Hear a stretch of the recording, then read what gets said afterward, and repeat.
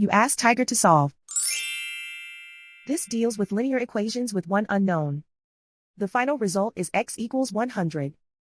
Let's solve it step by step. Simplify the expression. Find the greatest common factor of the numerator and denominator. Factor out and cancel the greatest common factor. Swap sides. Isolate the x. Multiply both sides by 100. Group like terms. Multiply the coefficients. Simplify the fraction. Remove the ones.